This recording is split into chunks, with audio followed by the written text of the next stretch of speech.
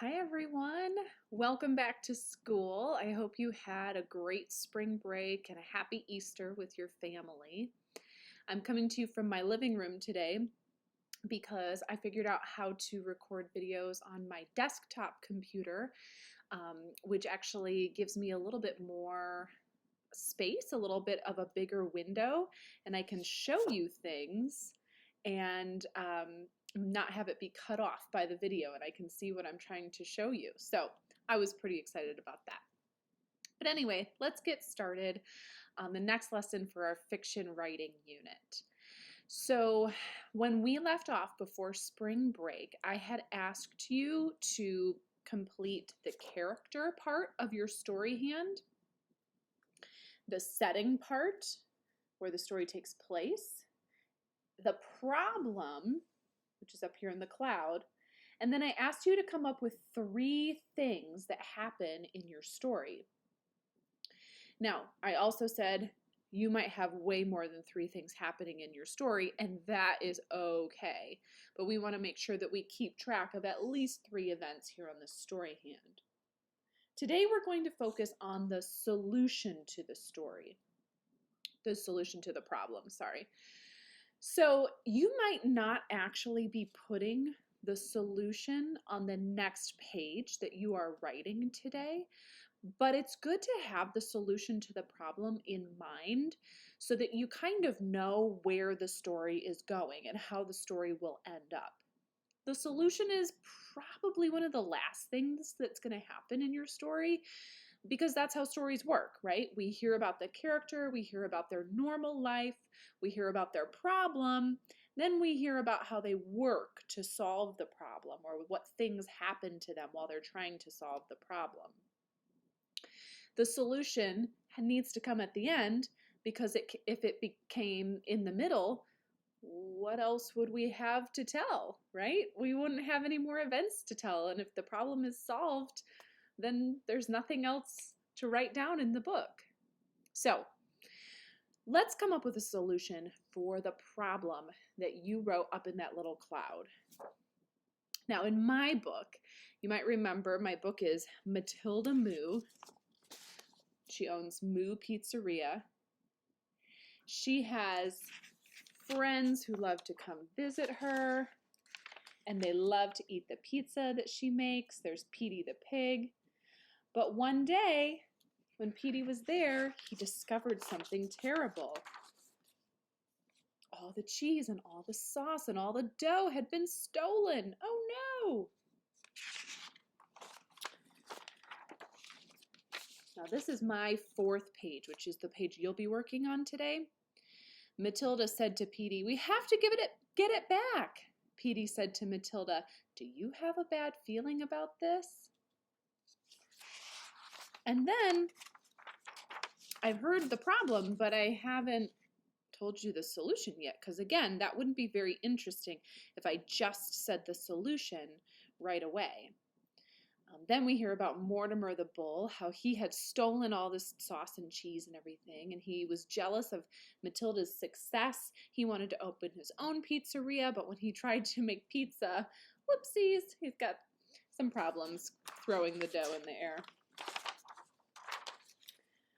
One day, Mortimer walked by Matilda Moo's Pizzeria and he noticed a for sale sign.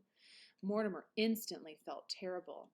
He made a decision to apologize to Matilda and give her supplies back. Without the pizza supplies, Matilda would not be able to make any money.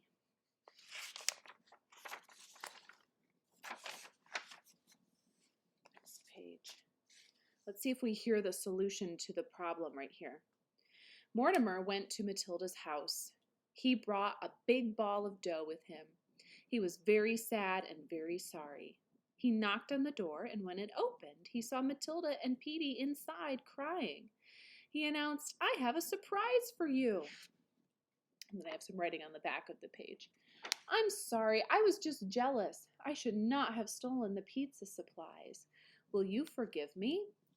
So here is kind of where I solve the problem in my story. If the problem is that a thief has taken the supplies for the pizzeria, The solution is that he decided to return them. He felt really bad because he saw that Matilda's shop was closed, and he came and knocked on her door and he decided to return them. So the solution to my problem is that the thief had a change of heart and he is going to return everything that Matilda needed. Then we hear about what happened after the solution. So eventually Matilda was able to forgive Mortimer. She even decided to teach him to make pizza so he could help her in her shop. Mortimer was delighted to have a job, and he felt so glad that Matilda had forgiven him. Mortimer was pretty good at making pizza, ...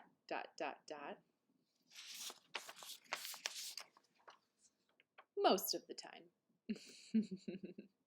The end. So I decided that in my story, I wanted the bad guy to have a change of heart, which means that he's going to change his mind. He's going to go back and fix the bad behavior that he did so that the problem would be solved. You can have any kind of solution that you want in your story. If you are having your characters go on a quest, like you're writing about a knight that has to train a dragon, and he has to go through all these problems because the dragon doesn't listen very well, and the dragon's not a very good student. Maybe the solution to the problem, to your quest problem, is that he ends up training the dragon, and he ends up being successful at teaching this dragon student that he has. If you have a really funny problem in your story, you can have a very funny solution if you want. The solution is up to you, but every story needs a solution because every story should have a problem. And if you just leave your reader hanging and never tell them how the problem gets solved, then they're not going to feel very satisfied at the end of the book. So today I would like you to write down the solution to your problem on the bottom of your story hand. Now again, it doesn't have to be something really long or even a full sentence. Your solution can just be a couple of words. Mine says, Mortimer returns the supplies. The problem is a thief comes to steal Matilda's things. The solution goes right along with that. Mortimer returns the supplies. Okay, now the tricky thing about today is that we just wrote a solution on the story hand. You're probably not going to write a page about your solution today, though, because you're probably not at the end of your book yet. If you've been following along exactly with the assignments that I've been asking you to do, you should be about on the 4th page of your story. That's not where the solution is going to happen. So if you're on the 4th page of your story, let's go through the pages again. The first page is where we introduce the character, tell where the story takes place. The second page is where we tell about a normal day in the life of that character and what that normally looks like without the problem. The third page is probably where you put the problem of your story and the bad thing that happens. Okay. The 4th page, which is what you're working on today, will not be the solution to that problem. That's not very interesting, and that's not how problems work, right? We don't just immediately solve them in stories. It would be a very fun story if we did that. So on the 4th page, you're probably going to develop the problem a little bit more, or you're going to tell how your characters are working to figure something out. They might be working towards a solution, but probably haven't solved that problem just yet. So, for example, I'll read this again on my 4th page of my book. Matilda and Petey are trying to figure out what's going on and have a conversation about the problem, which is the fact that the thief came. So it says, Matilda said to Petey, "We have to get it back." Petey said to Matilda, "Do you have a bad feeling about this?" So they're talking. You don't have to have your characters talk. But you should tell what happens next in your story after the problem happens.